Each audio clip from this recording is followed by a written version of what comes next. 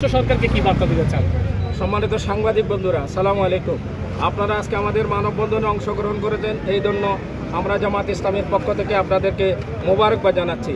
আমরা স্পষ্টভাবে ইন্টেরিয়ার গভর্নমেন্টের কাছে আমরা আবেদন জানাতে চাচ্ছি, কক্সবাজার চট্টগ্রামে মহাসড়ককে 6 লাইনের উন্নতি করার অতি সত্বর এক ডেকের মধ্যে বাজেট পাস করে কার্যক্রম যাতে শুরু করে দেওয়া হয় এবং সাথে সাথে ঝুঁকিপূর্ণ এলাকাগুলোতে যাতে স্পিড ব্রেকার দিয়ে যাতে অদক্ষ ড্রাইভাররা যাতে গাড়ি চালাতে না পারে সেই জন্য প্রয়োজনীয় ব্যবস্থা গ্রহণ যাতে করে এবং সাথে সাথে লবণ বোঝাই গাড়িগুলো যাতে সমুদ্রপথে নিয়ে যাওয়া হয়, রাস্তা দিয়ে যেতে না আসে এবং এটা সম্মানিত জেলা প্রশাসক চট্টগ্রাম এবং কক্সবাজারকে সমন্বিত উদ্যোগের মধ্যে দিয়ে সেই কাজটা যাতে অনতিবিলম্বে কার্যকরী করে এবং আমিরাবাদ এবং পদুয়া বাজারকে যাতে এটা কি করে একটা ট্রেন সহ দিয়ে এটাতে যানজট নিরসনমুক্ত করা হয়, এই জন্য আমরা উদাত্ত আহ্বান জানাচ্ছি এবং কার্যকরী পদক্ষেপ যাতে গ্রহণ করে এটা আমরা দেখতে চাই মাননীয় উপদেষ্টা এবং সরকারের কাছ থেকে। আসসালামু আলাইকুম, ধন্যবাদ সবাইকে।